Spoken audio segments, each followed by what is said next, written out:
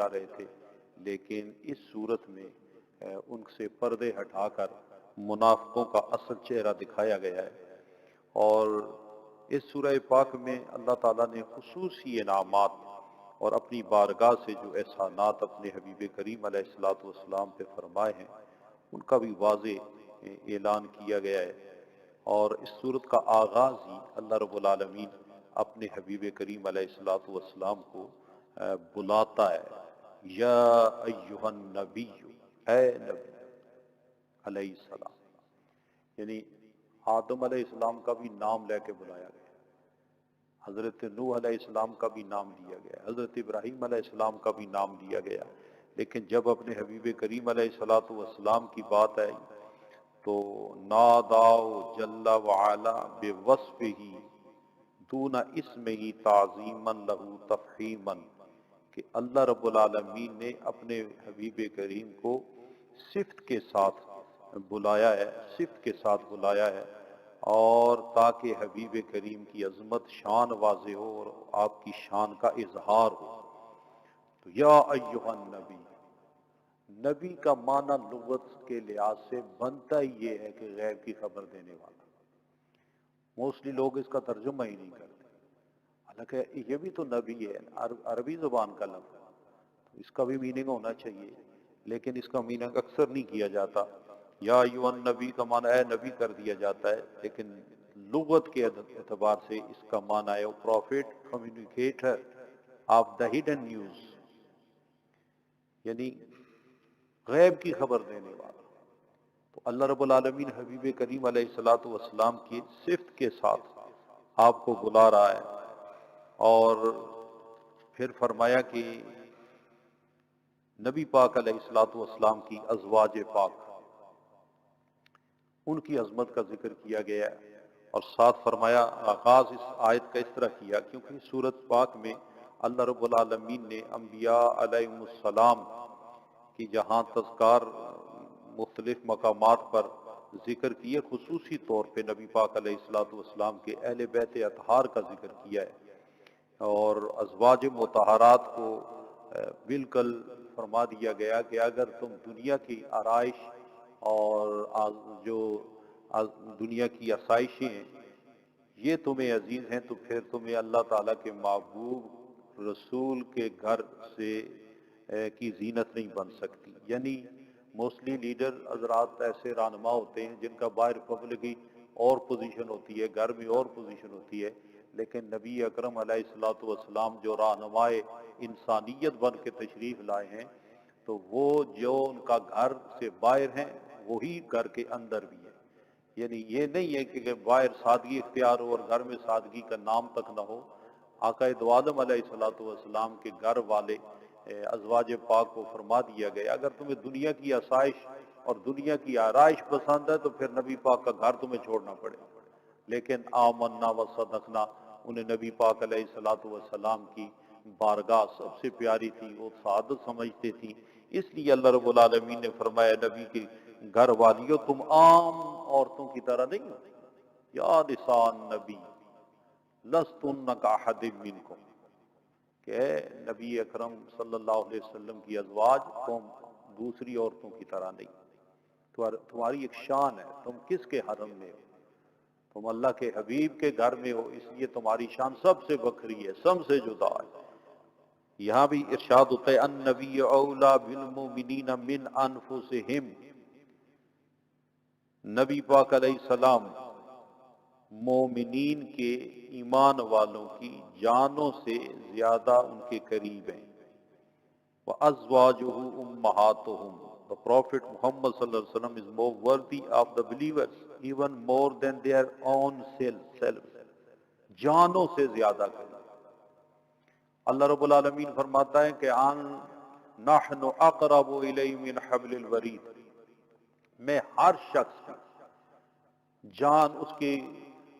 رگے جان سے زیادہ قریب،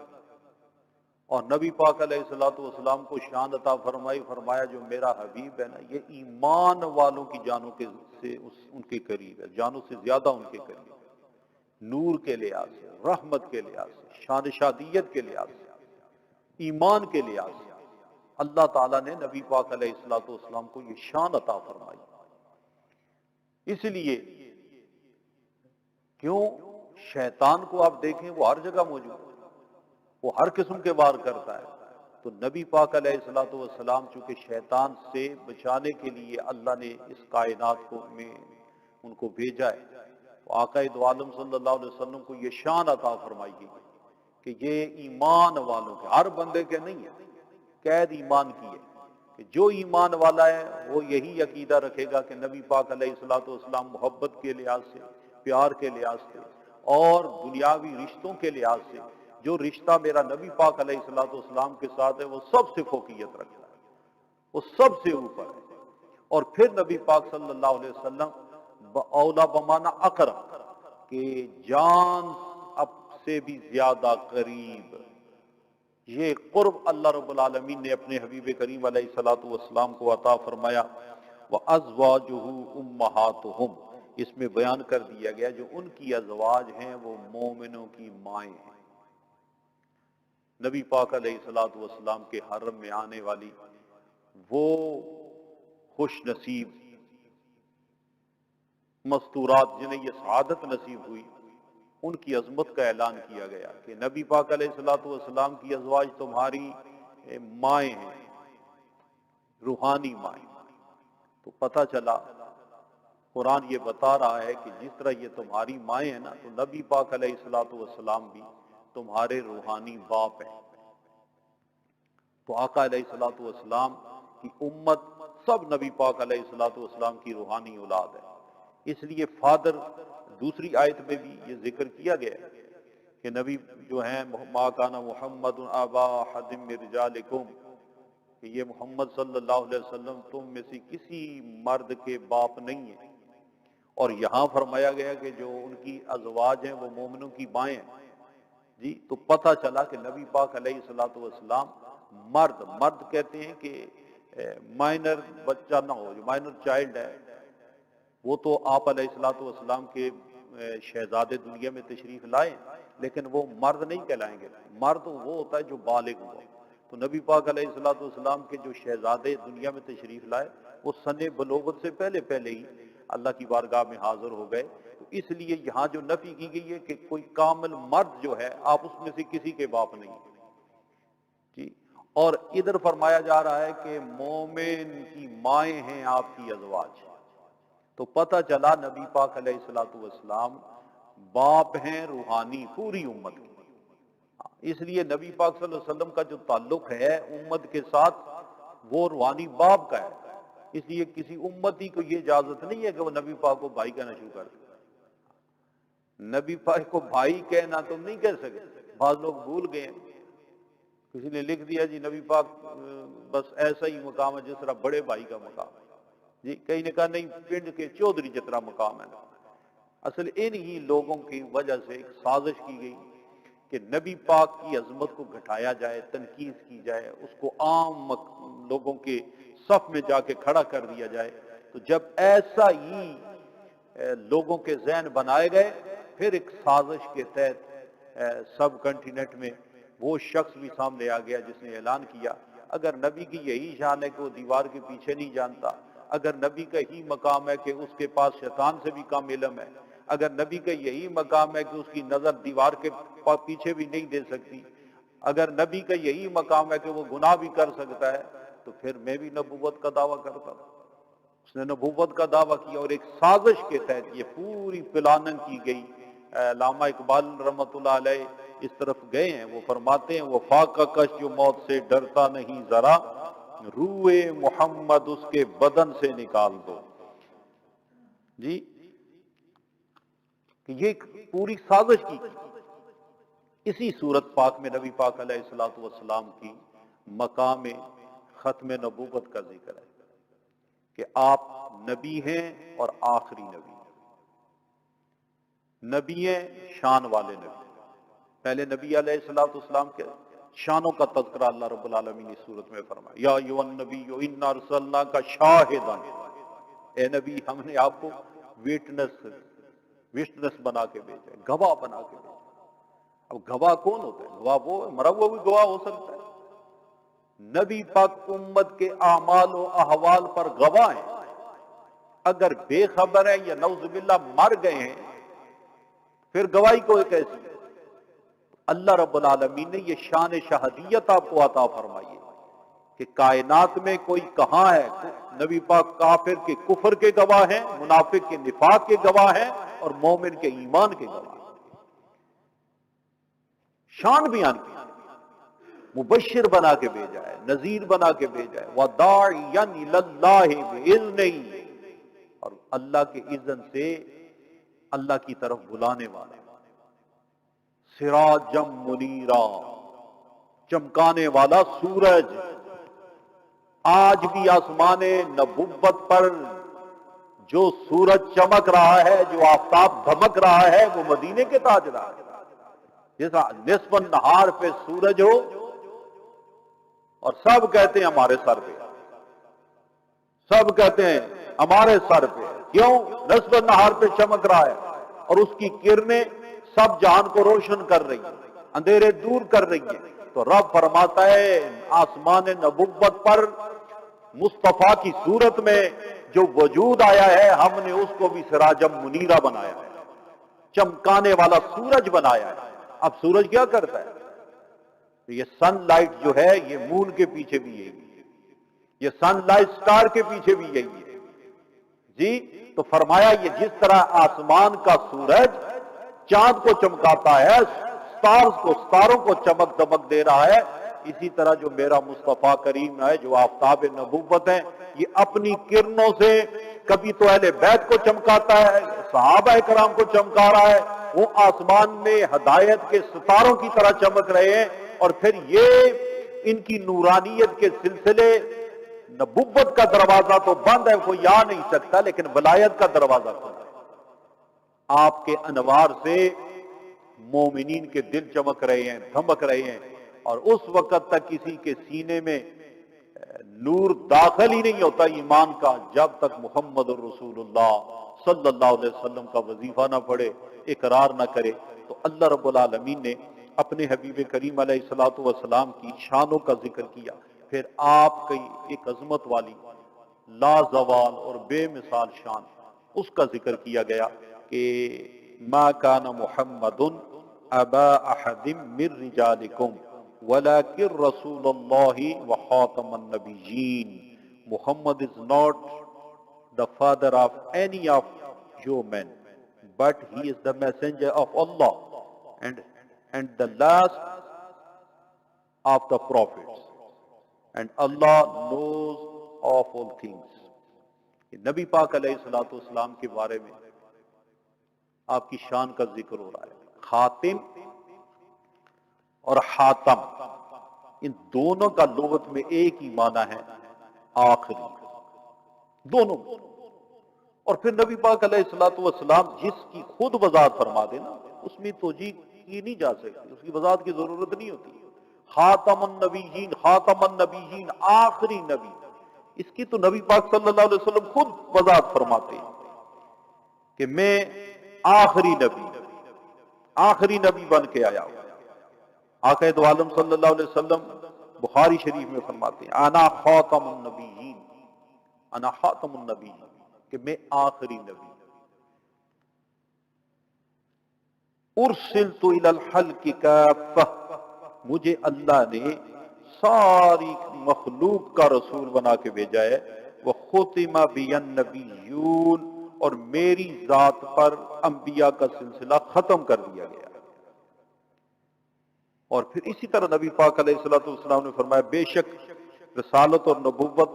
مجھ پر ختم ہو گئی ہے. ولا رسول بعدی ولا نبی، میرے بعد نہ کسی نئے رسول نے آنا ہے، نہ کسی نئے نبی نے آنا ہے.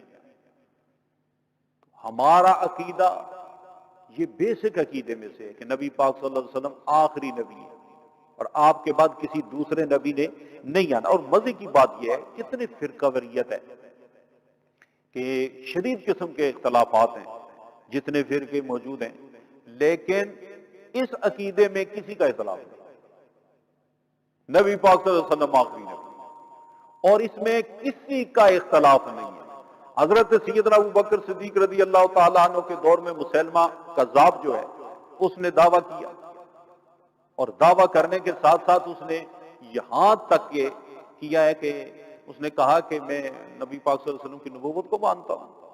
اذانیں بھی دیتا تھا، نمازیں بھی پڑھتا تھا، محمد رسول اللہ صلی اللہ علیہ وسلم کلمے میں بھی پڑھتا تھا، لیکن حضرت ابوبکر صدیق نے اس کو کافر اور مرتد ڈکلیئر کیا اور اس کے خلاف جہاد کیا۔ یعنی یہ عقیدہ جو اگر یہ نہ کوئی مانے نا کہ نبی علیہ السلام آخری نبی نہیں ہے، وہ مسلمان نہیں رہتا، دائرہ اسلام سے خارج ہوتا ہے۔ تو جس طرح نبی علیہ السلام کو ایک اپنا ماننا ضرور ہے نبی اور رسول، اس طرح آخری رسول ماننا بھی ضروری ہے۔ اس میں اگر کوئی بندہ دعویٰ کرے، کوئی یہ دعویٰ کرے کہ نبی پاک صلی اللہ علیہ وسلم کے بعد کوئی نبی ہے، اور کوئی بدبخت اس کو تسلیم کرے کہ یہ سچا ہے، یہ دونوں کافر اور مرتد ہیں، ان کا اسلام کے ساتھ کوئی تعلق نہیں رہتا۔ جس طرح اللہ وحدہ لا شریک کو ایک ماننا ضروری ہے، اس طرح نبی پاک علیہ السلام کا آخری نبی ماننا بھی ضروری ہے۔ یہ ضروریات دین میں سے، اس پہ کوئی کمپرومائز نہیں ہو سکتا۔ اس پر یہ نہیں ہے کہ جناب یہ ہو تو وہ کی بات ہی نہیں۔ حالانکہ دعوے دار لوگوں نے دوسرا دعویٰ یہ کیا کہ وہ مسیح موعود ہیں، حالانکہ مسیح موعود کے بارے میں پوری ڈیٹیل حدیث شریف میں موجود ہے، اور اتنی وضاحت موجود ہے کہ نام بھی موجود ہے کہ ان کا نام کیا ہوگا، ان کا حلیہ کیا ہوگا، ان کا مقام کیا ہوگا، وقت نزول کیا ہوگا، اور آپ آ کر کون کون سی کارہائے نمایاں دنیا میں کریں گے۔ یہ صحاح ستہ کی حدیث میں موجود ہے۔ ان کا نام ہوگا مسیح موعود کا حضرت عیسیٰ، اور مزے کی بات ہے جو دعویٰ کر رہا ہے اس کا یہ نام ہی نہیں ہے۔ یہ جھوٹ دیکھیں، فتنہ دیکھیں، یہ فتنہ ہے، یہ فتنہ ہے۔ یہ کوئی مذہب یا کوئی اور مسئلہ نہیں ہے، یہ کوئی ایسا اختلاف نہیں ہے جس پہ کوئی بات ہو، یہ فتنہ ہے۔ ان کی تو ماں کا نام بھی ذکر ہے، وہ مریم،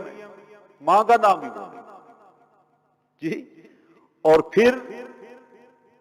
وہ آ کر جو کام کریں گے نا، وہ سارے کام ڈیٹیل میں موجود ہیں، وہ کیا کیا کریں گے، ایک کام بھی نہیں، اور دعویٰ اس ہستی کا۔ تو یہ ہر لحاظ سے ایک فتنہ ہے، اس سے اپنے آپ کو بھی اپنی اولادوں کو بھی بچانا ہے۔ اور پھر نبی پاک علیہ الصلوۃ والسلام کے پہلے خلیفہ امیر المومنین سیدنا صدیق اکبر رضی اللہ تعالی عنہ نے کیا طرز فکر ہونا چاہیے وہ سب بتا دیا، اور پھر اس دن سے لے کے آج تک بڑے بڑے اللہ کے مقبول بندے آئے جی۔ خود امیر المومنین فاروق اعظم رضی اللہ تعالیٰ عنہ کے بارے میں نبی پاک نے فرمایا، اگر میری امت میں کوئی نبی ہوتا، میرے بعد کسی نبی نے آنا ہوتا، کانا عمر ہوتے، لیکن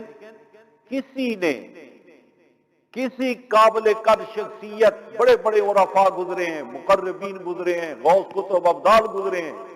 سب نے نبی پاک کی بارگاہ کے ادنا خادم کی حیثیت سے، کلمہ پڑھنے والے کی حیثیت سے غلامی پہ فخر کیا ہے، لیکن جس نے بھی یہ انداز اختیار کیا ہے کہ نعوذ باللہ اس نے کوئی دعویٰ کیا ہے، تو سب نے مل کر اس کو کافر اور مرتد ڈکلیئر کیا۔ اور ہمیں تو آقا دو عالم صلی اللہ علیہ وسلم کی بارگاہ سے بالکل ساری چیزیں دکھا دی گئی ہیں۔ نبی ہمارا تاجدار ختم نبوت جی، آپ کی سیرت موجود ہے، آپ کی صورت کے جلوے موجود ہیں۔ کون سی چیز ہے جو نبی پاک صلی اللہ علیہ وسلم نے دین کو مکمل کر کے دنیا سے تشریف لے گئے، اور پھر دین ہر لحاظ سے محفوظ ہے، اور آپ کی سیرت کا کوئی گوشہ بھی امت کی نظروں سے پوشیدہ نہیں، اور آپ کا فیضان بھی جاری ہے جی۔ یہ نہیں ہے کہ نعوذ باللہ نبی پاک صلی اللہ علیہ وسلم کی نبوت ختم ہو گئی ہے، نہیں، آپ ہی کی نبوت ہے، آپ ہی کی نبوت کا فیضان ہے، آپ پہ ہی نازل ہونے والا قرآن ہے جس کی سے لوگوں کو ہدایت مل رہی ہے۔ فرق اتنا ہے کہ صحابہ کرام ظاہری حیات میں ظاہری طور پہ زیارت کر کے فیض لیتے تھے، آج ہر ایک کو تو زیارت نہیں ہوتی، لیکن فیض اسی طرح کائنات میں ہوتا ہے۔ اس لیے محمد الرسول اللہ، محمد اللہ کے رسول۔ ماضی والے بھی یہی کلمہ پڑھتے تھے، فیوچر والے بھی یہی پڑھیں گے، ہم بھی یہی پڑھتے ہیں، محمد اللہ کے رسول ہیں، محمد اللہ کے رسول ہیں۔ جب وہ ہیں تو پھر کسی ارے غیر نتو خیری کی ضرورت کیا ہے؟ ضرورت کیا ہے؟ اور پھر نبی پاک علیہ الصلوۃ والسلام نے فرمایا، اب نبی غیب داں ہے، صبح قیامت تک آنے والے حالات سے باخبر ہے، آپ جانتے تھے کہ ایسا ہوگا، تو آپ نے فرمایا لا تقوم الساعۃ حتی یخرج ثلاثون دجالون کلہم یزعم انہ رسول اللہ صلی اللہ علیہ وسلم، بخاری شریف کی حدیث پاک ہے۔ آپ نے فرمایا اس وقت تک قیامت نہیں ہوگی جب تک 30 دجال جو ہے نا، یہ جھوٹے نبوت کے دعوے دار، یہ ظاہر نہ ہے۔ یعنی کتنا نمبر ہے یہ ان کو خود ہی ٹوٹل کر لینا چاہیے، لیکن امت باخبر ہے کہ دجال آئیں گے، کذاب آئیں گے، جھوٹی نبوت کے دعوے کریں گے، اور نبی پاک فرماتے ہیں ہر یہی گمان کرے گا کہ وہ اللہ کا رسول ہے۔ تو پھر بھی اگر کوئی بیچارہ نہ سمجھے اور دنیا طلبی کے لیے اور اپنی دنیا بنانے کے لیے ایسے مرحلے میں جا کے داخل ہو جائے، اس کی مرضی ہے، ورنہ سچے نبی نے خاتم النبیین صلی اللہ علیہ وسلم نے بالکل اپنی امت کو بتایا ہوا ہے کہ 30 قسم کے دجال اور کذاب اس دنیا میں آئیں گے۔ تو برادران ذی وقار، آج اس وقت امت مسلمہ جس فتنہ پرستی سے گزر رہی ہے، ایسے وقت میں ہمیں قرآن کی طرف رجوع کرنا چاہیے، نبی پاک علیہ الصلوۃ والسلام کی فرمودات کی طرف گزرنا چاہیے، توجہ کرنی چاہیے، اور یہ یاد رکھیں فتنے آئیں گے، نت نئے فتنے آئیں گے، نت نئے دعوے دار آئیں گے، لیکن جو قرآن نے ہمیں فرما رکھا ہے نا کہ ان لوگوں کو وہ اتباع کرو جو انعام یافتہ ہے، جو ہدایت یافتہ ہے، وہ صدیقین ہیں، وہ شہداء ہیں، وہ صالحین ہیں، وہ نبیین ہیں، سب سے پہلے نبیین ہیں، یعنی نبی علیہ الصلوۃ والسلام، سرکار کی امت کے صدیقین صحابہ کرام، اہل بیت اطہار، اور پھر آپ کو فالو کرنے والے اولیاء کامل، صالحین امت، علماء ربانیین۔ اس لیے کوئی نت نیا فرقہ اگر کوئی آواز دیتا ہے، کوئی مولوی تو ہر فرقے کے پاس ہے، وہ قرآن پڑھتا ہے، تو کیسے پتہ چلے گا؟ جو لکھا ہوا پڑھو یا کسی سے سنو، اس کو ما قبل لوگوں کے کتابوں کے سامنے پیش کرو، تفاسیر کے سامنے پیش کرو، ان کے اقوال کے سامنے پیش کرو، ان کے معمولات کے سامنے پیش کرو، چونکہ قرآن پاک آج تو نازل نہیں ہوا، جی اس کو فالو کرنے والے بڑی بڑی ہستیاں ہیں، امام غزالی جیسے موجود ہیں، محی الدین عربی جیسے لوگ موجود ہیں، شیخ عبد القادر جیلانی جیسے لوگ موجود ہیں، داتا گنج بخش علی اجمیری جیسے لوگ موجود ہیں، جی، اور پھر صحابہ کرام کا عمل موجود ہے، اہل بیت اطہار موجود ہے، ان ائمہ مجتہدین ہیں، ائمہ اہل بیت ہیں، سلاسل کے پیشوا ہیں، امت کی کثرت ہے۔ کوئی بندہ بالکل الگ تھلگ فکر دیتا ہے تو بس اس کے پیچھے دوڑ جائے۔ ہاں یاد رکھو، قرآن نے یہ کہا ہے جو سبیل المومنین کو چھوڑے گا نا، تو اللہ فرماتا ہے ہم بھی اس کا رخ پھر ادھر ہی موڑ دیتے ہیں جدھر وہ جانا چاہتا ہے، کیونکہ سبیل المومنین کے مطابق عمل کرنا، سبیل المومنین کے مطابق عقیدہ رکھنا، اس کا پابند ہمیں قرآن کر رہا ہے۔ اس لیے اگر ایمان بچانا ہے تو اس کے بچانے کا یہی طریقہ ہے،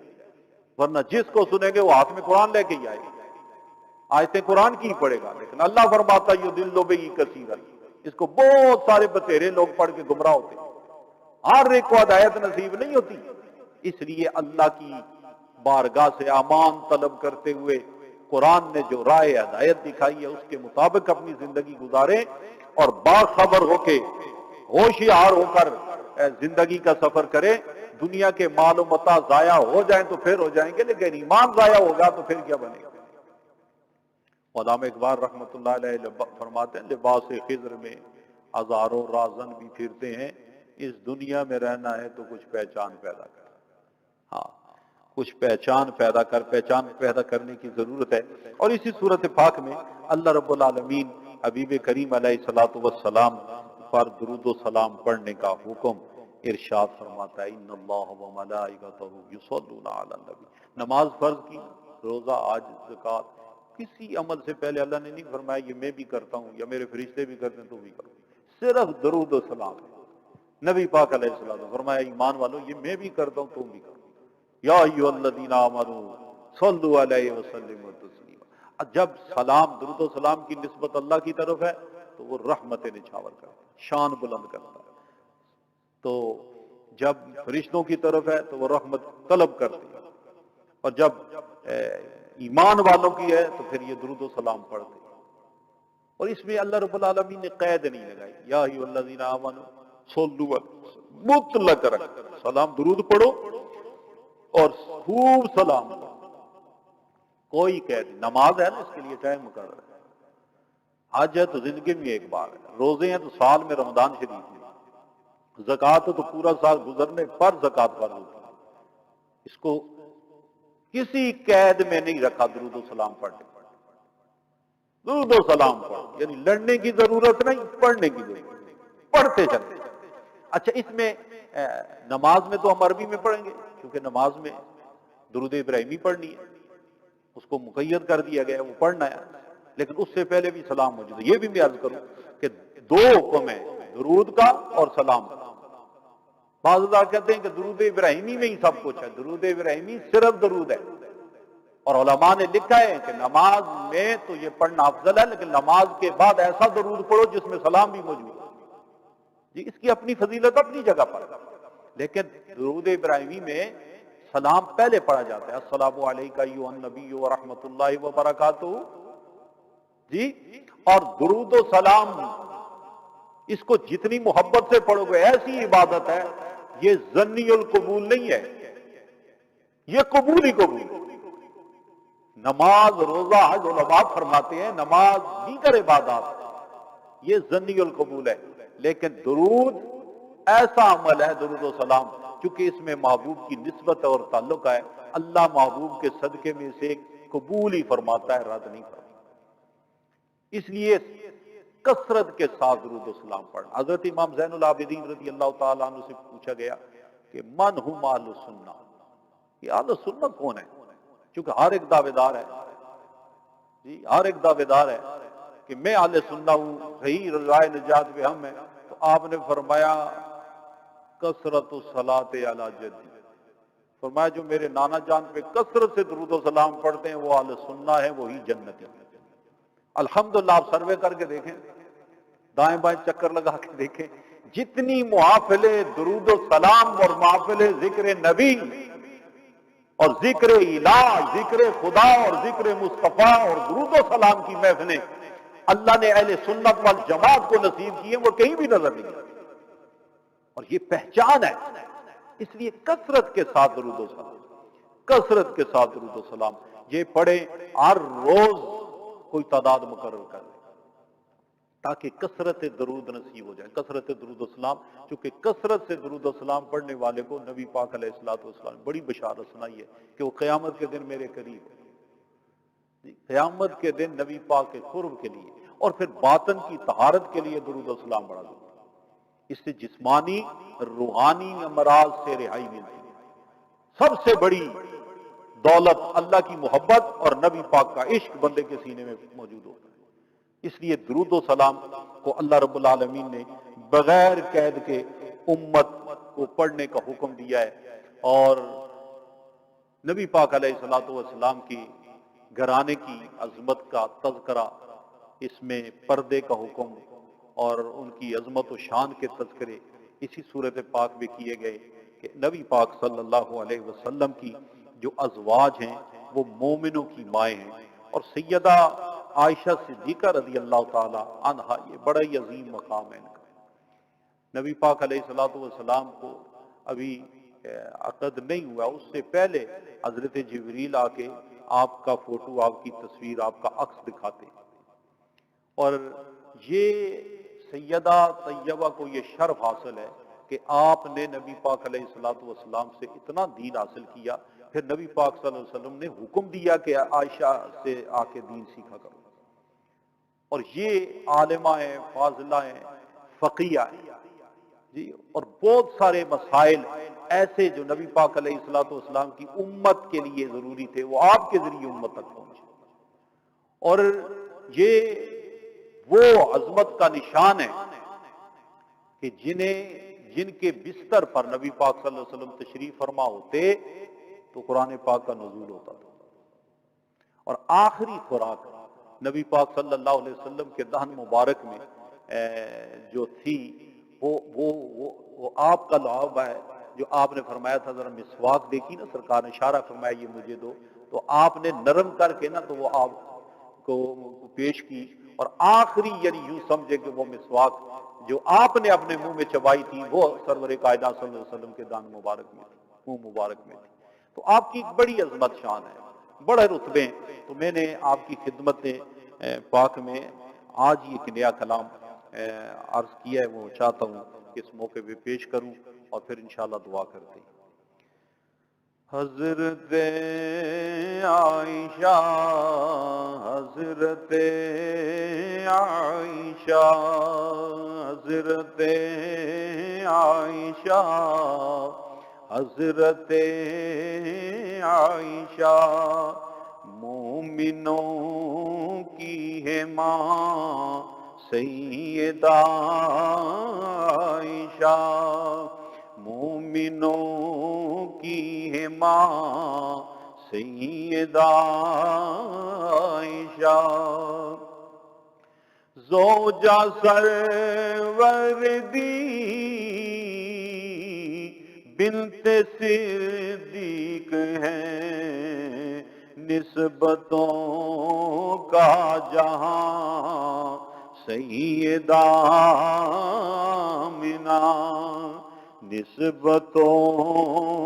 کا جہاں سیدہ عائشہ، مومنوں کی ہے ماں سیدہ عائشہ، جہاں سرکار عالم ہے جلوہ کیے، جہاں سرکار عالم ہے جلوہ کیے، ہے وہ تیرا مکان سیدہ عائشہ، ہے وہ تیرا مکان سیدہ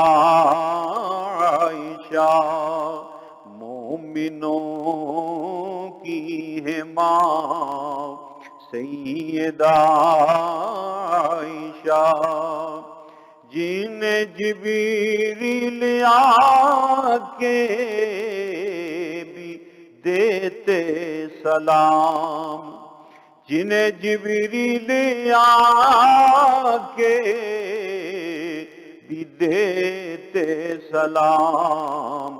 عظمتوں کا نشان سیدہ عائشہ، عظمتوں کا نشان سیدہ عائشہ، جن کی عصمت میں قرآن خطبے پڑھے، جن کی عصمت میں قرآن خطبے پڑھے، آیتوں میں بیان سیدہ عائشہ، مومنوں کی ہے ماں سیدہ عائشہ، ہے منافق جو توہین میں جملے کہیں، ہے منافق جو توہین میں جملے کہیں، مادر مومنہ سیدہ عائشہ، مادر مومنہ سیدہ عائشہ ہے یہ سالک صدیقی بھی در کا گدا ہے یہ سالک صدیقی بھی در کا گدا الامان الامان سیدہ عائشہ حضرت عائشہ حضرت عائشہ مومنوں کی ہے ماں سیدہ عائشہ رضی اللہ تعالی عنہ. ایک مرتبہ الحمد شریف اور 3 مرتبہ کل شریف آپ پڑھیں. اور آج شام انشاءاللہ افطاری سے پہلے سب کے سب بدر احد کے شہداء صحابہ کرام سارے صحابہ کرام کے حضور اصحال ثواب کریں اور بالخصوص اہل بیت اطہار سیدہ طیبہ عائشہ صدیقہ رضی اللہ تعالی عنہ کے حضور اصحال ثواب کرنا نہ بھولیں. بسم اللہ الرحمن الرحیم الحمدللہ رب العالمین الرحمن الرحیم مالک یوم الدین ایاک نعبد و ایاک نستعین اهدنا الصراط المستقیم صراط الذین انعمت علیہم غیر المغضوب علیہم ولا الضالین آمین. بسم اللہ الرحمن الرحیم قل هو اللہ احد اللہ الصمد لم یلد ولم یولد ولم یکن له کفوا احد قل هو اللہ احد اللہ الصمد لم یلد ولم یولد ولم یکن له کفوا احد قل هو اللہ احد اللہ الصمد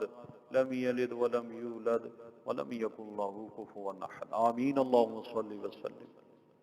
بارک علی سیدنا محمد وآلہ واصحابہ اجمعین. رب العالمین رب کریم اپنے کرم سے اپنی بارگاہ میں اہل ایمان کا پڑا قبول فرما.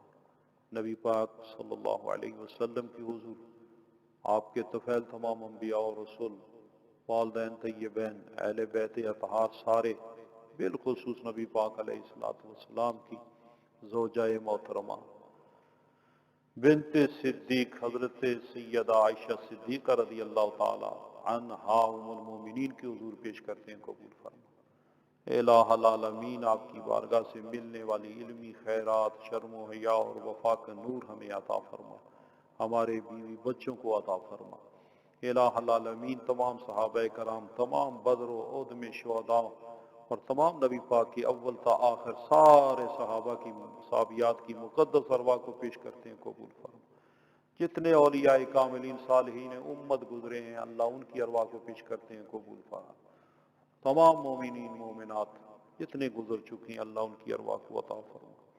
الہ العالمین نبی پاک صلی اللہ علیہ وسلم کی شان اور ہر شان کو تسلیم کرنے کی توفیق عطا فرما. بے وفائی بدعقیدگی کی لعنت سے شر سے فتنوں سے اللہ ہمیں محفوظ فرما. ہمیں ان لوگوں میں شامل فرما جو قرآن پڑھتے ہیں اور ہدایت پہ رہتے ہیں. ہمیں ان لوگوں کی شر سے بچا جو قرآن تو پڑھتے ہیں لیکن گمراہی میں چلے جاتے ہیں. الہ العالمین امت مسلمہ کو ہر فتنہ پرور لوگوں کی پہچان عطا فرما اور ان کی شر سے بچنے کی توفیق عطا فرما.